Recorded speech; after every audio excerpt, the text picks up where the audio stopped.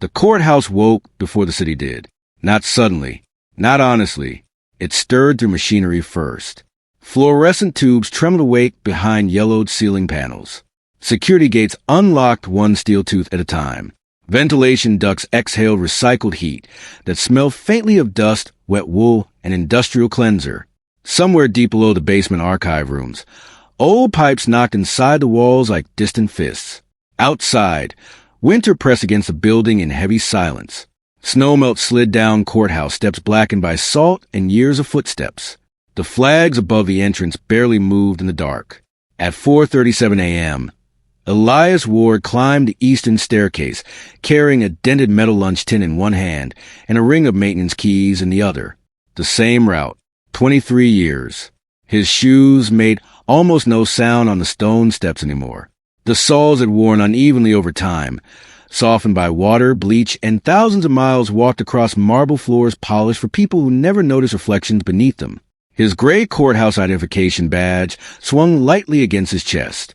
Ward, Elias. Facilities maintenance. The photograph had faded until his face looked ghosted into the plastic. The guard at the entrance did not greet him. The younger guards usually did. Some nodded. Some complained about the cold. One asked every Monday whether Elias still followed baseball. Today the guard only scanned the badge. A green light blinked. The gate opened with mechanical indifference. Elias stepped through. Behind him, the scanner closed again with the sound of verdict. The lobby stretched wide and pale beneath fluorescent light. Marble floors gleamed with chemical shine. Bronze directory signs reflected warped silhouettes. Rows of empty benches sat beneath portraits of retired judges whose painted expressions carried the same disciplined neutrality as the building itself. Nothing in the courthouse was designed to comfort people. Everything was designed to organize them. Where to stand, where to wait, where to lower their voices. Elias moved slowly across the lobby, pushing a yellow cleaning cart whose wheels squealed softly at every turn. Mop bucket, spray bottles, replacement liners, paper towels stacked in careful squares. Order inside, order. The fluorescent lights hummed overhead with insect persistence. Near the clerk's offices on the second floor, two administrative assistants stood beside the copy machine holding paper cups of coffee. Their conversation stopped when Elias rounded the corner. Not paused. Stopped. One woman lowered her eyes immediately. The other stared too long at the copier tray, as if searching for something important there. Elias continued walking. Behind him came silence first. Then whispering. Records room. Someone said internal affairs. Doesn't make sense. 20 years. His grip tightened once against the cart handle. Only once. The hallway smelled faintly of toner and overheated wiring. Office doors remained half open beneath strips of cold white light. Shoes crossed corridors in quick rhythms. Sharp heels, polished loafers, impatient rubber soles. Every profession inside the courthouse announced itself through footsteps. Attorneys moved quickly. Clerks shuffled. Bailiffs struck the ground hard enough to be heard before they appeared. Custodians learned to disappear. Elias had mastered that years ago. By 6 o'clock, he was cleaning hearing chamber B on the 4th floor.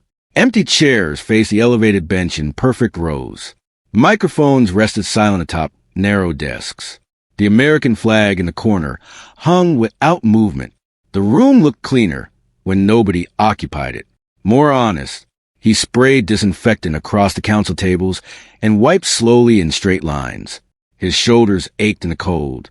Arthritis stiffened his fingers before sunrise now. Some mornings he stood motionless beside the supply closet, waiting for his hands to remember how to close properly around the mop handle. This morning he did not pause. Movement was safer than stillness. A court reporter entered briefly to retrieve documents from a cabinet. She saw Elias and hesitated. Not fear, calculation. "Morning," she said finally. "Morning." She nodded too quickly and left. The door shut softly behind her. Again the silence settled. Institutional silence was different from ordinary quiet. It carried structure, permission. People did not need instructions. One systems taught them where risk lived. Distance became instinctive after enough years inside bureaucracies. Nobody had accused Elias directly. That was not how places like this worked. First came altered schedules, then missing eye contact, then lowered voices, then careful wording around elevators and break rooms. By the time formal accusations arrived, isolation had already completed most of the punishment. Elias bent slowly to unplug the floor buffer. His badge swung forward again, gray against gray. 20 years earlier, another building had smelled of damp pipes and stale heat.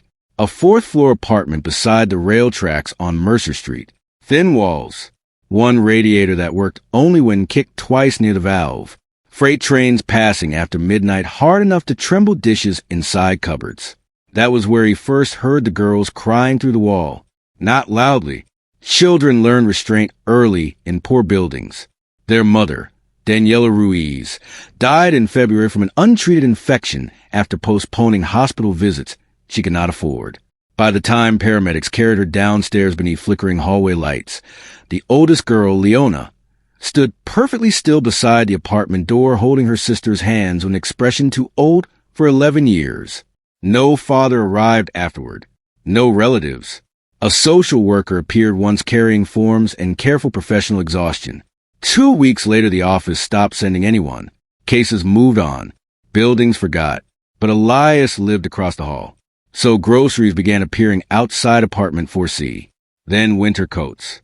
Then help with homework at the kitchen table, while trains screamed past cracked windows after dark. No speeches. No promises. Just repetition. 3 bowls set out every morning before school. 3 uniforms washed at midnight after courthouse shifts. 3 girls learning that abilities sometimes look like an exhausted man falling asleep upright in a chair while court transcripts played softly on public television. The state never recorded any of it. Poverty disappeared easily inside paperwork gaps. Judges passed Elias in courthouse corridors for years without recognizing the same man, helping raise children their systems had abandoned 2 blocks away. At 11:12 a.m., Elias found the envelope clipped beneath his maintenance assignments outside facilities control. Official notice. Internal Ethics Review Division. The paper itself felt heavier than normal paper. He stood beneath the fluorescent lights, reading each line carefully, while employees moved around him pretending not to watch. The hearing would take place Friday morning. Allegations concerning evidence storage access logs. Potential procedural misconduct. Mandatory appearance required. No emotion crossed his face. A young clerk exiting the records office glanced toward him, then immediately away. Elias folded the letter once. Then again, precise edges. He slipped it carefully into the inside pocket of his work jacket, beside the gray identification badge, hanging from its retractable clip. No protest. No defense. Only posture. By evening, the courthouse emptied floor by floor. Elevators fell silent. Office lights darkened in sections. Snow drifted softly beyond tall lobby windows as the city blurred into cold blue haze. Elias remained inside courtrooms 7, mopping beneath the bench where judges delivered sentences during daylight hours. Back and forth. Measured strokes. The wet marble reflected fractured strips of fluorescent light above him. His shoes moved slowly across the shining floor while the enormous courtroom sat empty except for the sound of water and distant ventilation humming through hidden ducts. The badge rested against his chest. Gray plastic. Faded photograph. A name reduced to utility. Far above him, the courthouse tower overlooked the sleeping city, like a monument built not to protect justice, but to regulate proximity to it. And inside that monument, beneath artificial light that never truly dimmed, an old janitor continued cleaning the floors of the institution, preparing to place him on trial. The hearing chamber sat beneath the courthouse like something buried intentionally. No windows, no clocks, only filtered air humming through ceiling vents and fluorescent light flattening every surface into the same exhausted shade of gray.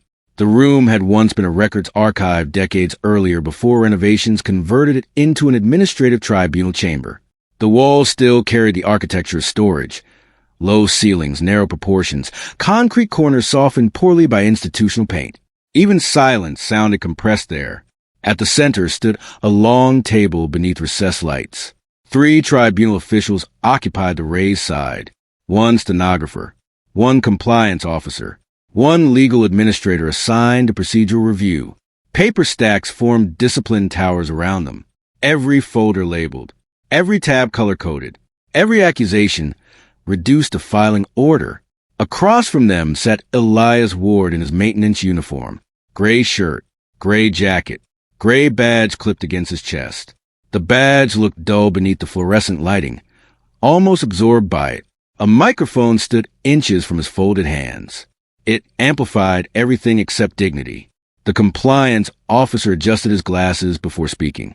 "Mr. Ward," he said, without looking directly at him, "this review concerns repeated irregularities in maintenance access records connected to secured evidence storage areas between the years 2014 and 2022.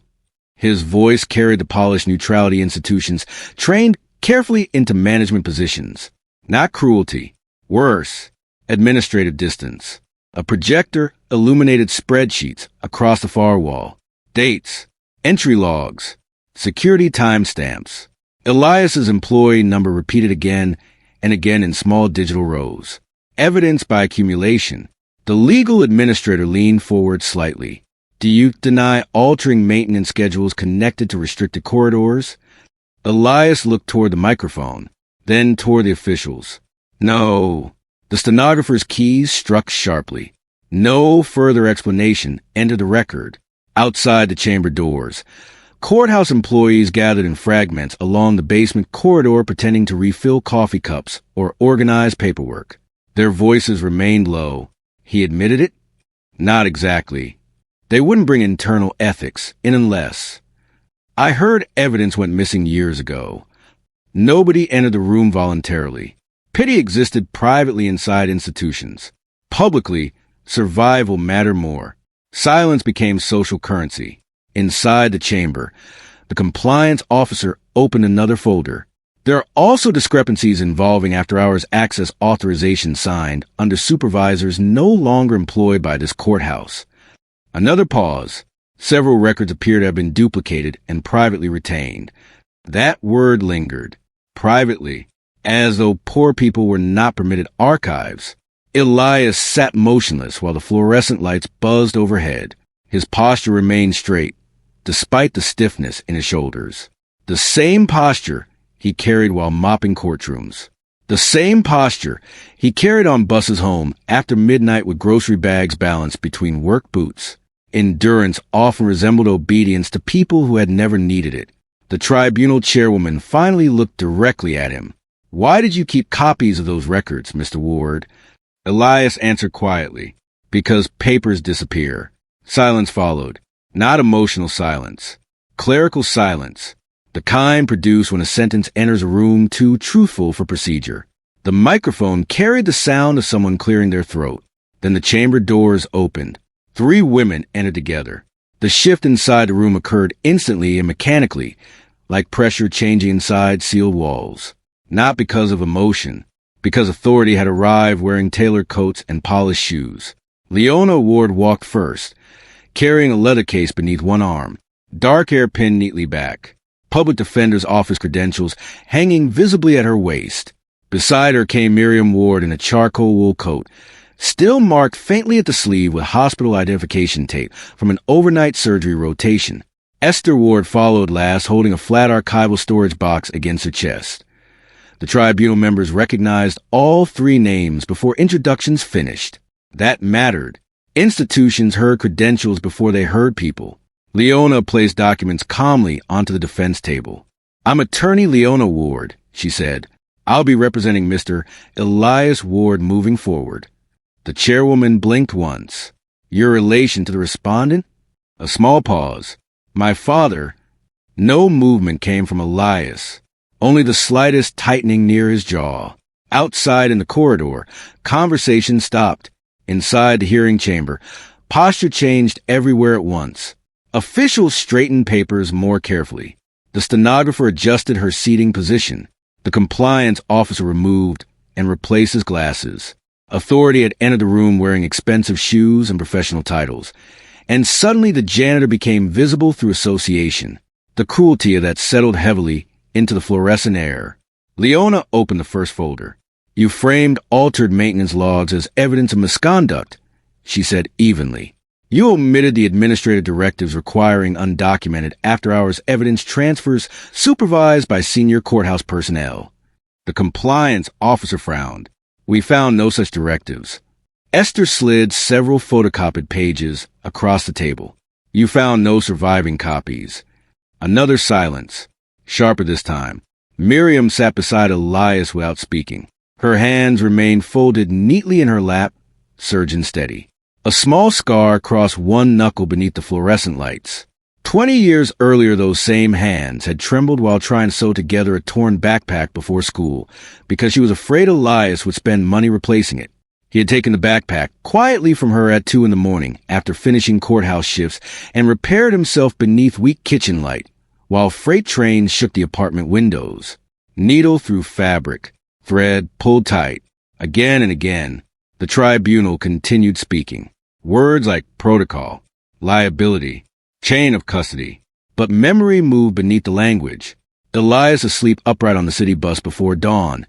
Janitor boots dusted white with cleaning powder. Elias pretending coffee was enough dinner because 3 growing girls needed food first. Elias standing alone at winter school concerts near the gymnasium doors, smelling faintly of bleach and floor wax while wealthier parents avoided standing too close to maintenance uniforms. Invisible labor left residue people preferred not to examine carefully. Leona's voice cut cleanly through the room. My client preserved records because supervisors instructed custodial staff to bypass standard evidence intake procedures during several internal investigations between 2015 and 2019. That's a serious allegation, the legal administrator said. It's a documented allegation. Esther finally placed the archive box onto the hearing table. Carefully, almost ceremonially, gray cardboard, hand-labeled tabs, years arranged in chronological order. The room watched her open it. Inside sat maintenance directives, duplicated transfer sheets, supervisor authorizations, and signed security revisions, all preserved quietly by a man who understood exactly how institutions protected themselves when scandals surfaced. Poor workers learned early. Systems erased downward. The chairwoman turned pages slowly now. The confidence inside the room began thinning around the edges. One document bore the signature of a former courthouse administrator currently serving on a state judicial oversight committee.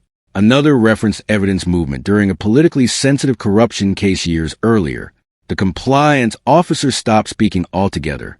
The fluorescent lights hummed louder in the silence. Not dramatic silence. Administrative silence. The dangerous kind.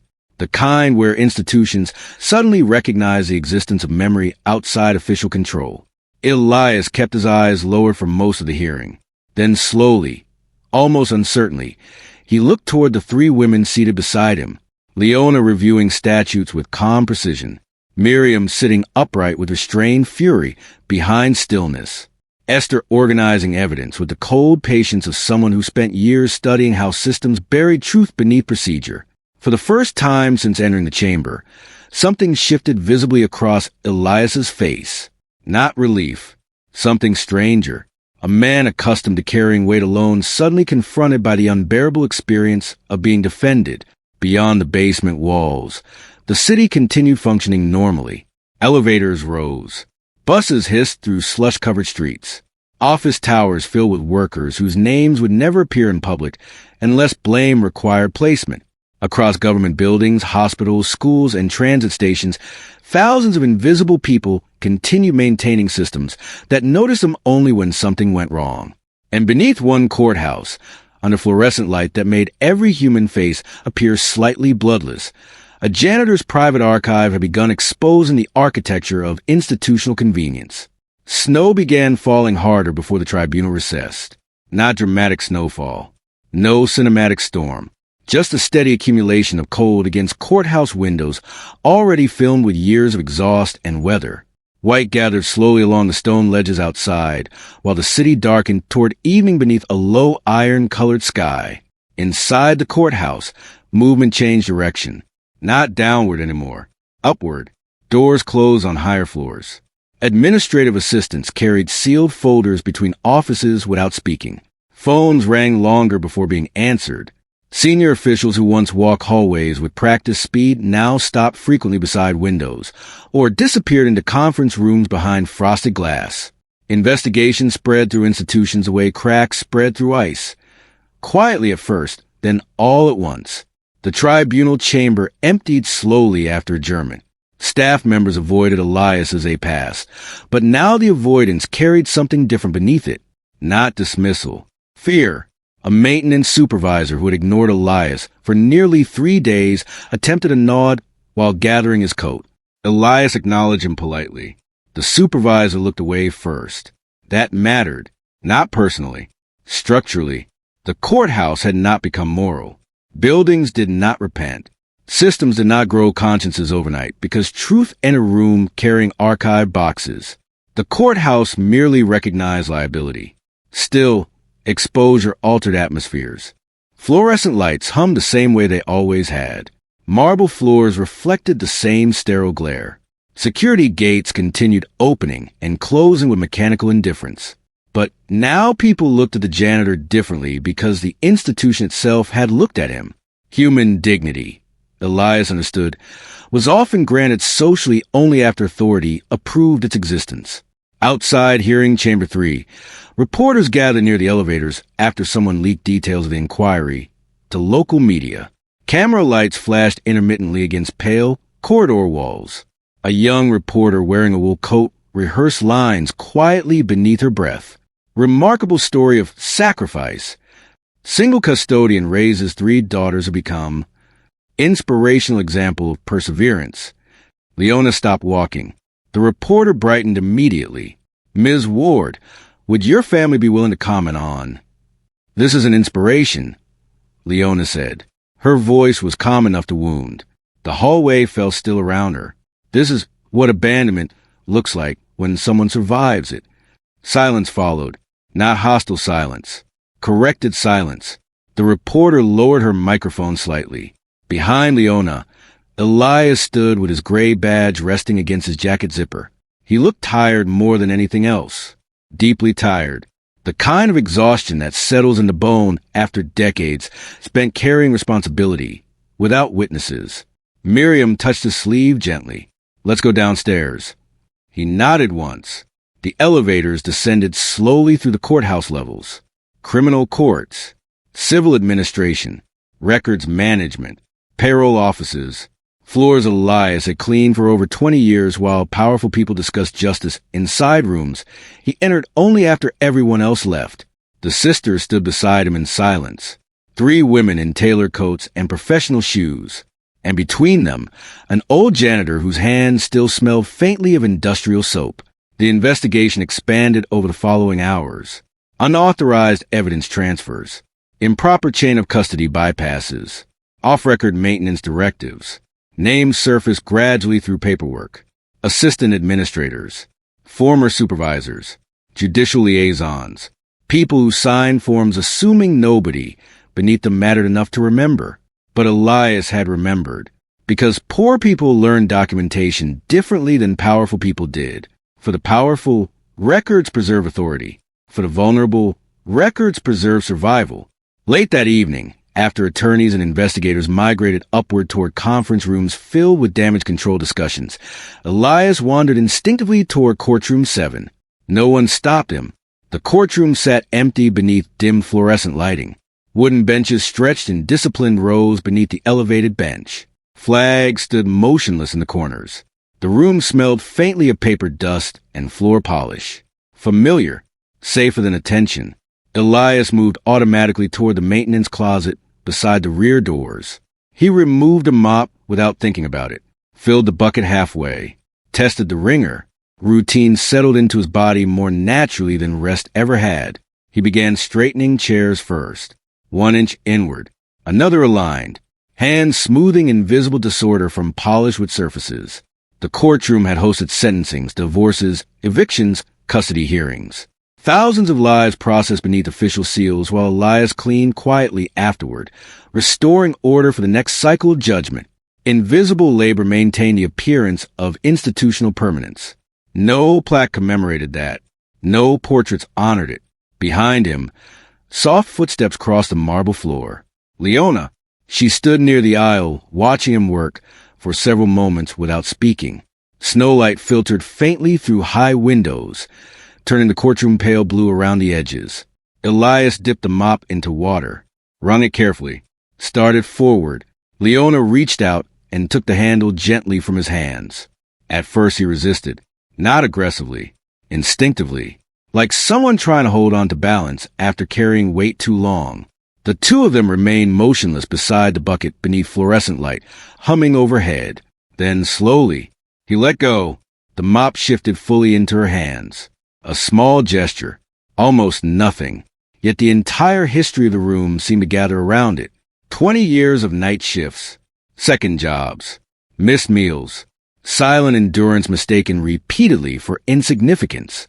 Miriam stood quietly near the courtroom doors now, Esther beside her. Neither interrupted the stillness. Leona looked at Elias. "You kept us standing."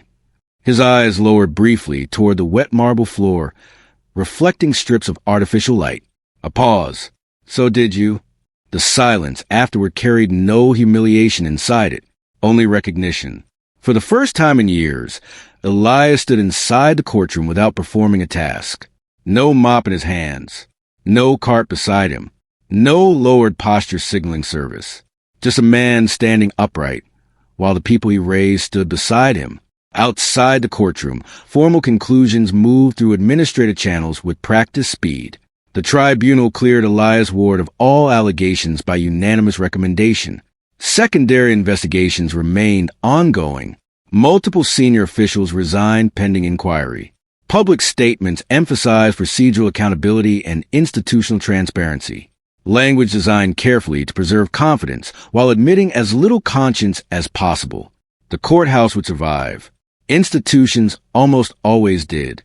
But something irreversible had occurred inside its walls. Memory had resisted convenience. Near dusk, the sisters walked Elias through the main lobby together. The same lobby where conversations once stopped when he entered. Snow pressed softly against the tall exterior windows. Evening commuters hurried beyond courthouse steps beneath umbrellas and winter coats. Buses hissed through gray slush along the avenue. Inside, courthouse employees pretended not to stare. Some nodded now, some offered quiet greetings. Too late to be virtue, early enough to reveal fear. Elias walked steadily between the three women. His gray identification badge, still hung from his chest, faded beneath decades of fluorescent exposure. But it no longer looked like ownership. It looked like survival. At the security gate, the young guard from earlier that week straightened awkwardly. "Good night, Mr. Ward." Elias paused, then nodded once. "Good night." Outside, cold air wrapped around them immediately. Snow gathered along Elias's coat shoulders as they descended the courthouse steps together into the moving city. Traffic lights shifted. Office towers flickered alive floor by floor. Strangers passed government buildings without seeing the labor buried inside them. Across the city, custodians unlocked maintenance closets for the night shift. Mops lowered into gray water. Keys clipped onto worn belts.